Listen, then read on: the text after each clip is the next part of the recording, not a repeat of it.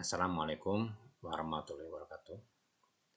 Pada kesempatan yang berbahagia ini, saya akan menyampaikan materi tentang asesmen kompetensi minimum AKM. Sebelum saya menyampaikan materi, perkenalkan nama saya Salim Munajat, mengajar di SMA N 1 Karawang, Jawa Barat.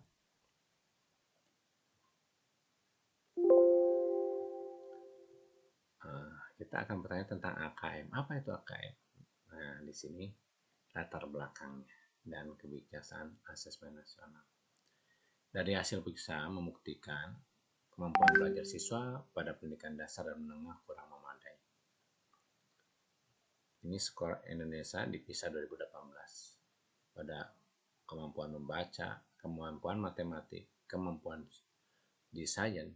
Ternyata siswa kita itu di bawah rata-rata, ya. Dan itu konsisten. Selanjutnya, disparitas kemampuan antar wilayah. Sekarang membaca DKI, DIY sejajar dengan Malaysia dan Brunei. Pada PISA 2018 dilakukan upper sample provinsi DIY dan DKI, hasil menunjukkan skor membaca DKI dan DIY sejajar dengan Malaysia dan Brunei. Namun hal ini juga menunjukkan disparitas mutu yang lebar di Indonesia. Makanya kemampuan membaca, matematik, dan sains.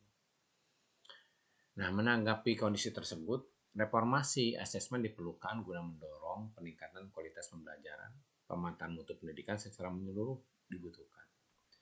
Dalam hal ini, asesmen nasional diterapkan untuk mengevaluasi kinerja dan mutu sistem pendidikan.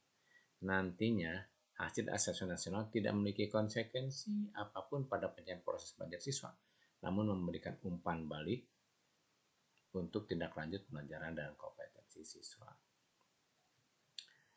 Nah, apa sih pengertian dari AKM? AKM itu asesmen kompetensi minimum, adalah kompetensi yang benar-benar minimum, di mana kita bisa memetakan sekolah-sekolah dan daerah-daerah berdasarkan kompetensi minimum. Minimumnya maksudnya tidak semua konten di dalam kurikulum diukur. Tidak seperti misalnya kimia, body content, tidak. Mengukur keterampilan dasar, hanya itu literasi dan numerasi. Kemudian mengukur kemampuan bernalar mengenai teks dan angka. Peningkatan mutu sistem pendidikan tidak hanya berorientasi pada pencapaian siswa dalam menguasai mata pelajaran dan nilai ujian akhir. Jadi keberhasilan sistem pendidikan lebih difokuskan pada pencapaian kompetensi siswa yang meliputi pengetahuan, keterampilan, dan sikap.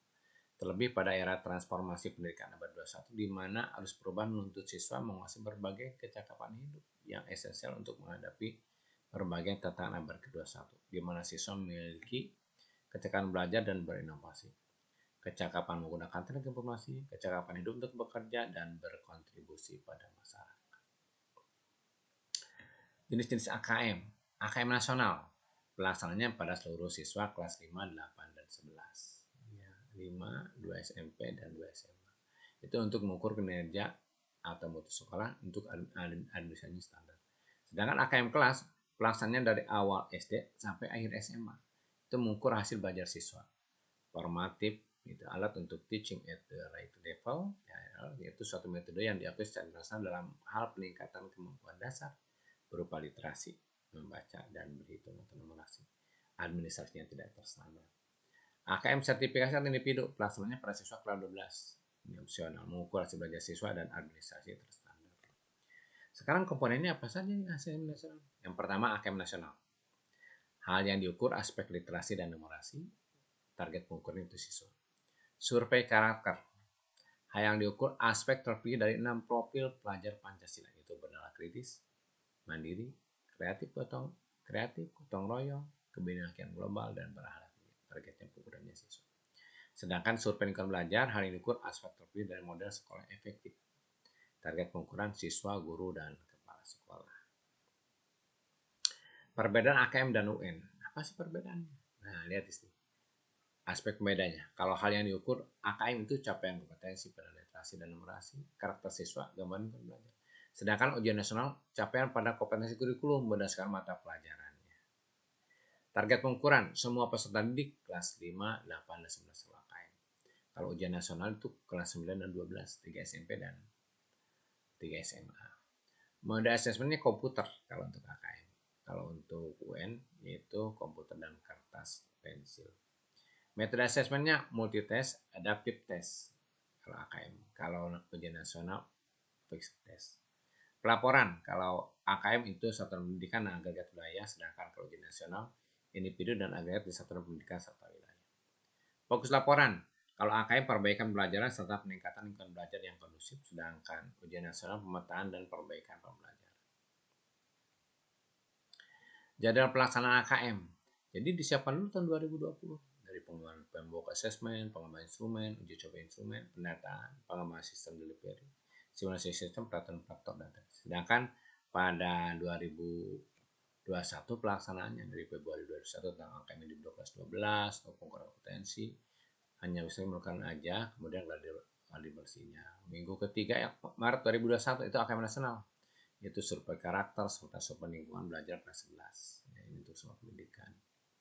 Kemudian minggu kedua April 2021 AKM nasional survei karakter serta lingkungan belajar kelas 8. Ini untuk semua satuan pendidikan dan sampai di level peserta didik. Minggu pertama Agustus 2021 AKM nasional yaitu survei karakter, survei lingkungan belajar kelas 5. Ini untuk semua satuan pendidikan dan samping di level peserta didik. Jadi realisasi AKM nasional survei karakter survei lingkungan belajar kelas 11 dan 18. Sedangkan Oktober 2021 realisasi AKM nasional survei karakter survei lingkungan belajar kelas 5. Nah, jenis soal AKM apa? Literasi dan numerasi. Itu tabel perbedaan target dan numerasi. Contoh, kalau aspek media, kalau literasi teks informasi, teks sastra. Kalau numerasi bilangan, pengukuran dan geometri, data dan uncertainty dan aljabar. Sedangkan kalau pada proses kognitif, literasi itu menemukan informasi, interpretasi, integrasi, evaluasi, dan sedangkan kalau pada numerasi, pemahaman, aplikasi, dan penalaran. Konteksnya kalau pada literasi personal, sosial budaya, dan saintifik.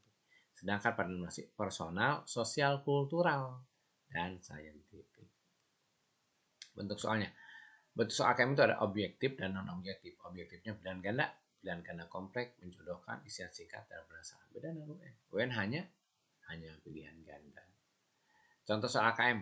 Contoh soal AKM literasi ini digambarkan tentang manfaat ikan ada gambar di tanda-tandanya. Kemudian ada pertanyaan teks informasi. Apakah manfaat ikan menurut infografis di samping? Ini memilih siswa, tapi di sini pilihannya berbeda. Kemudian kalau contoh soal merasa kita tampilkan data gambar dengan data-data dan informasinya, sehingga di sini ada pertanyaan-pertanyaan yang menyangkut data tersebut. Ini contoh. Ini kan. Kemudian survei karakter, yaitu survei karakter adalah upaya untuk mengetahui kondisi ekosistem karakter peserta didik di sekolah target, apakah ada pelajaran benar-benar diserahkan peserta didik dalam interaksi sekolah. Contoh soal Antos memberi saran-saran kepada temannya tentang cara belajar yang baik juga, namun temannya ada yang menerima dan ada yang tidak dengan kebiasaan tersebut. Nah, ini diberikan ini untuk survei karakter. Demikianlah yang dapat kami sampaikan. Semoga bermanfaat bagi Anda sekalian, dan kita tahu bahwa banyak nih saat ini yang berjalan sangat tidak efektif. Kita terlalu sering memberikan generasi berdasarkan bunga, di mana kita seharusnya mengajarkan mereka bagaimana menumbuhkan tanaman mereka sendiri.